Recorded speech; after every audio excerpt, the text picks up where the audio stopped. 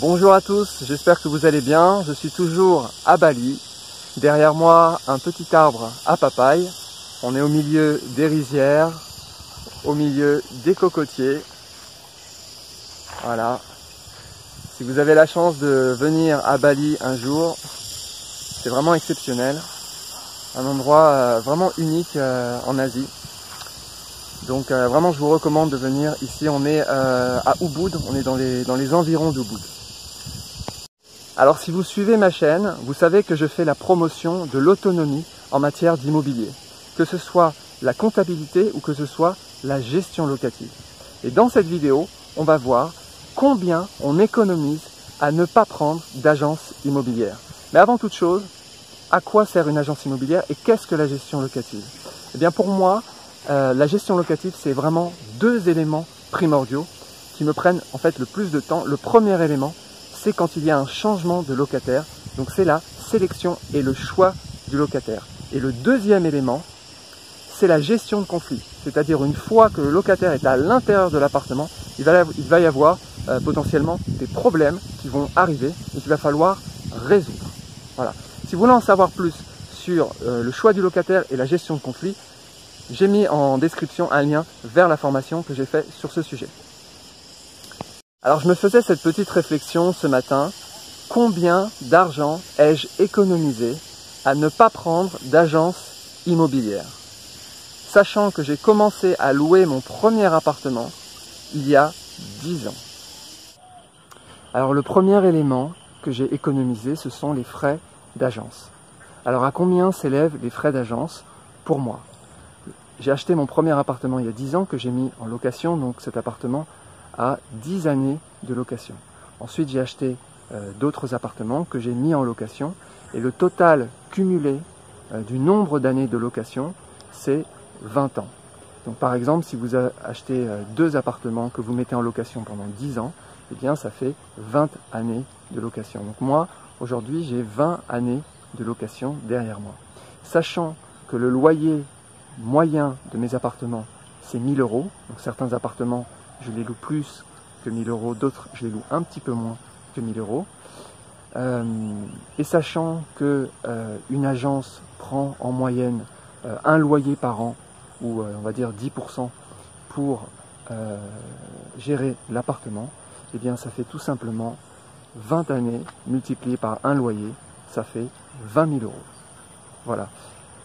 Sur seulement 20 années de location, cela fait déjà 20 000 € d'économiser. Alors vous imaginez quelqu'un qui possède, on va dire, 5 appartements, qu'il loue pendant 30 ans. Donc là, ça fait 30 années, multiplié par 5 appartements, ça fait 150 années de location. Et 150 années de location à 1000 € le loyer, ça ferait 150 000 €. Donc moi, dans mon cas, c'est déjà 20 000 €. Hello? Ouais.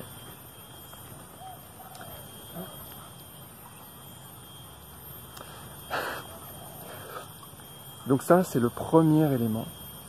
Ce sont les frais d'agence. Et c'est déjà considérable. Alors au début de ma réflexion, je m'étais arrêté à ces 20 000 €. Voilà, je m'étais arrêté aux frais d'agence. Et puis, en approfondissant ma réflexion, eh bien, je me suis dit qu'en fait, c'était beaucoup plus que ça.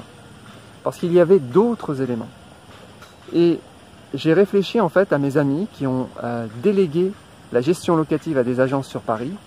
Et en fait, je me suis rendu compte de plusieurs choses. Alors la première chose, je me suis rendu compte que les agences avaient beaucoup plus de difficultés à remettre les appartements en location que moi, c'est-à-dire qu'un particulier.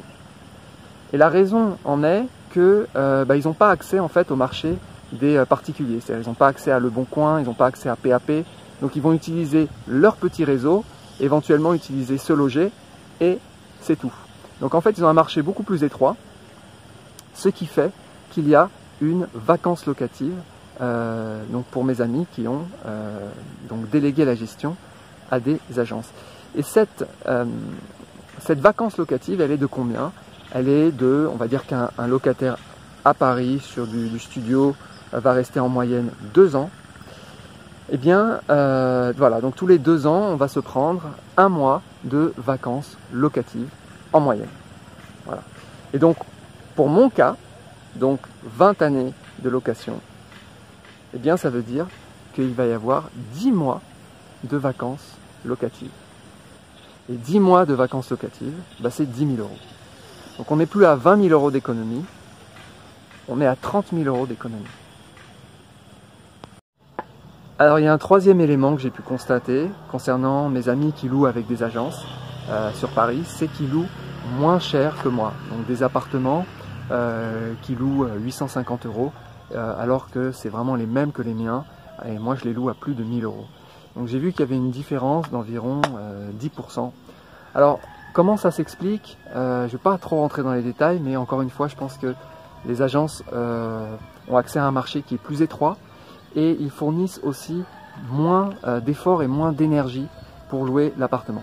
Par exemple, moi, quand un locataire donc me donne congé et qui a un préavis de 1 mois, eh bien, ce que je vais faire, c'est que la première semaine, je vais mettre l'appartement à louer, mais à un prix assez cher en fait. Et si je n'arrive pas à le louer, bah, je vais descendre mon prix la deuxième semaine, puis la troisième semaine, etc.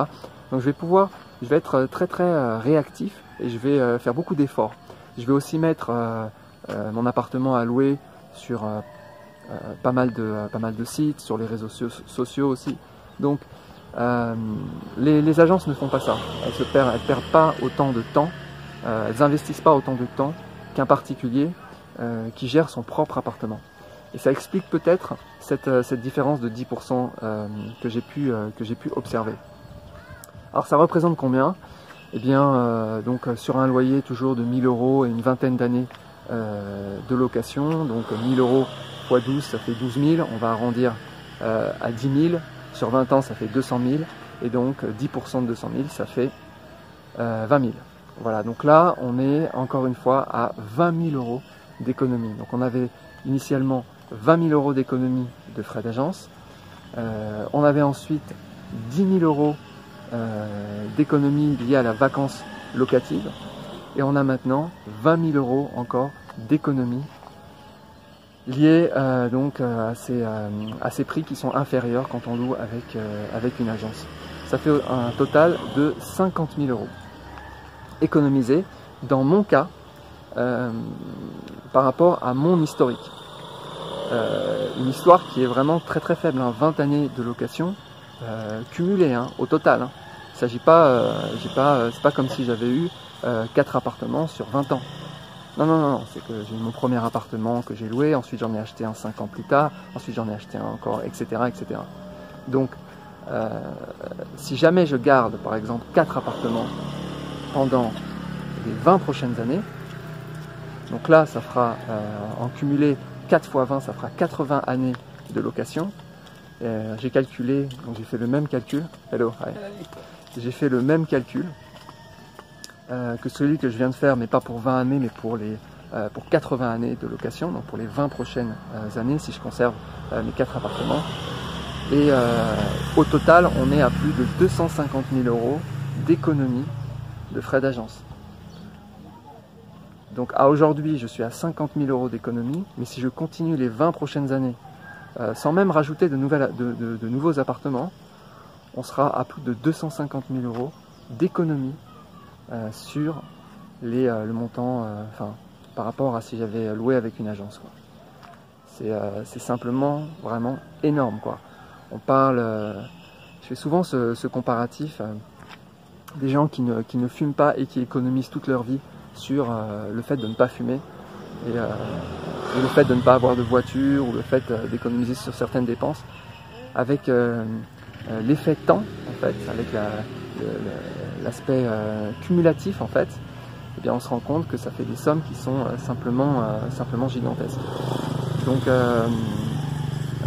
voilà, tout ça pour dire quoi? Pour dire que faites-le vous-même, hein, ne prenez pas d'agence, vous allez économiser énormément d'argent, et c'est plutôt simple en fait de le faire soi-même. Voilà, donc si vous voulez en savoir plus, approfondir sur le choix du locataire, sur la gestion de conflits, si vous n'êtes pas à l'aise sur ces sujets, ou si vous voulez simplement en savoir plus, vous pouvez cliquer sur le lien en description et allez jeter un coup d'œil sur cette formation que j'ai faite. Sinon, je pense que je ferai de nouvelles vidéos sur ce sujet. J'ai fait beaucoup de vidéos jusqu'à maintenant sur la comptabilité. Je pense que le sujet est vraiment bien traité, avec une formation qui fonctionne super bien. Mais c'est vrai que l'aspect gestion du facteur humain, gestion du locataire et sélection du locataire, c'est des sujets qui sont vraiment qui sont très importants, parce que ça peut, si c'est mal géré, ça peut ruiner tous nos efforts. Voilà, je vous montre encore une dernière fois un petit peu Bali, et je vous encourage vraiment à venir ici à Ubud, vous balader dans les rizières. Voilà, c'est très calme, c'est un endroit plein de spiritualité, même si je ne suis pas du tout là-dedans. Vous allez rencontrer des gens absolument incroyables, et voilà, et au moins ici il n'y a pas de gilet jaune. Voilà, je vous souhaite une bonne journée.